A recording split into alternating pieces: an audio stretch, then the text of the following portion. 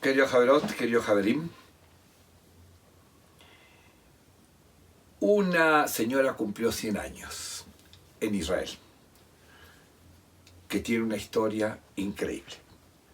Su nombre es Fania Dunetz-Brodsky. 100 años en compañía de hijos, de nietos. ¿Y cuál es la historia? Bueno, cumplir 100 años ya es un logro, pero detrás de los 100 años hay una historia increíble. La historia empieza en Bielorrusia.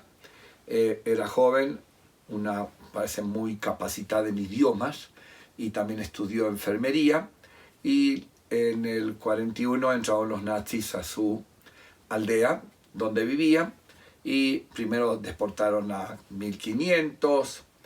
Ella, en esa aldea, con el poderío de los nazis, no fue deportada porque era secretaria por su conocimiento de 6 idiomas, ruso, alemán, latín, era muy capacitada en idiomas. Fue nombrada secretaria, jovencita, secretaria del Judenrat de la aldea donde estaba viviendo. Pero finalmente también la deportan a ella al campo de Navardok. En Navardok, que es una localidad, Navardok, y en ese campo había muchos, era un campo de trabajo, no era un campo de exterminio.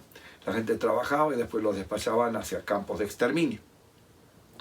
En ese campo también cumplía funciones por su conocimiento de enfermería y de idiomas. Estaba como media palanqueada con el guardia. En un momento le ofrecieron escaparse del campo, solamente podían 2 personas, y ella le cedió su cupo a su hermano Motl, y él se escapó y se enroló en los partisanim de los hermanos Bielski, famoso grupo partisano judío. Ella, mientras tanto, se quedó allá, y un grupo de los prisioneros empezaron a planear un escape. El escape debía ser con un túnel. Bueno, se reúnen, son varios centenares, estaban en barracas, mitad de la noche, y deciden votar quién está a favor de hacer el túnel, quiénes no. El riesgo, ellos no sabían que era un campo, que los podían mandar a un campo de exterminio. Ellos creían que simplemente ahí los iban a desgastar y podían sobrevivir. No estaban seguros que los iban a matar, pero querían escaparse. Entonces hubo una votación y 2/3 del grupo decidió que sí están a favor de hacer un túnel.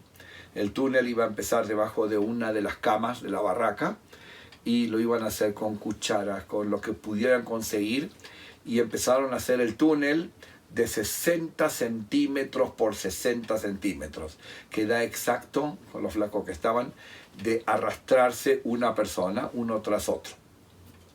Bueno, empezaron a hacer el túnel, y cuando ya estaban un poco adelantados, tuvieron un problema, que ya faltaba iluminación, era imposible trabajar totalmente a oscuras.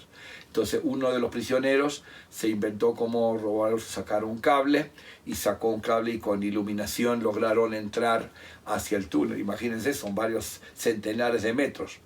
Bueno, ya habían llegado a bastantes metros, y el túnel pasaba por debajo de la cerca del campo, y terminaba en un campo de trigo, y como había espigas altas, podían no ser vistos. Pero justo cuando estaban por terminar, llegar hasta ahí, resulta que era época de cosecha. Entonces cosecharon ese trigo, entonces ya no podían salir ahí porque los iban a ver inmediatamente los guardias desde la cerca. Entonces tuvieron que hacer otros 100 metros más para llegar con el túnel hasta donde empezaban la arboleda de un bosque. Bueno, finalmente llegó el momento, tardaron un par de semanas más, ya estaba un par de meses. Lógicamente había un problema técnico, y era tú haces un túnel, tenés que sacar la tierra. Y sacar la tierra había que hacerlo por turnos. Trabajaba a mitad de la noche, se iban turnando quién escarbaba y quién se llevaba la tierra. Después había que deshacerse de esa tierra y que no llame la atención. Bueno, se inventaron cómo deshacerse la tierra en montículos de a poco para que no lo notaran los guardias. Llegó finalmente la noche que habían planificado escaparse, y se escapan en ese momento 229 prisioneros. 229 prisioneros, y se escapan, pero lamentablemente algunos, cuando salen del túnel, les disparan, y algunos mueren en el momento que salen, y los nazis además salen a recapturarlos. Y de los 229, 123 logran escaparse, 123, y logran llegar hasta los bosques que estaba detrás, y van y se llegan hasta los partisanim de Bielski. Bueno, pasaron los años, bueno, terminó la guerra, esta señora Fania se encuentra con su hermano, ambos de los campos de los partisanim van hacia la aldea natal. Bueno, se encuentran y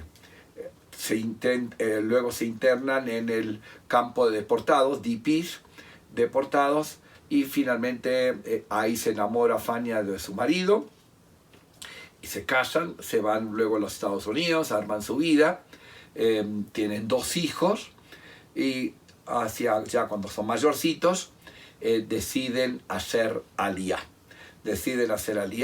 Entonces pasa de Europa, campo de deportados, Estados Unidos, y terminan en aliyá con 2 hijos, un hijo y una hija, con nietos, etc. Pero lo del túnel, sabían, los que se salvaron contaron, pero nadie hizo un esfuerzo hasta el 2013. En 2013, 3 sobrevivientes fueron con sus familias hacia ese sitio a ver si encontraban algún indicio del túnel. Se acordaban con los 3 sobrevivientes, que ya eran mayores, y finalmente en el 2018 descubren la entrada del túnel, la salida del túnel, y lógicamente se hizo un monumento. Este es el escape del túnel más largo que se hizo en la Shoah. Tenemos el escape de Sobibor, pero acá esto es en un túnel, ¿sí? Y son bastante en proporción, 123 es una proporción muy alta que pudo salvarse. Los que fueron recapturados fueron torturados terriblemente. Esa es la historia de doña Fania Dunetz-Brodsky. Shabbat Shalom, Umevorach.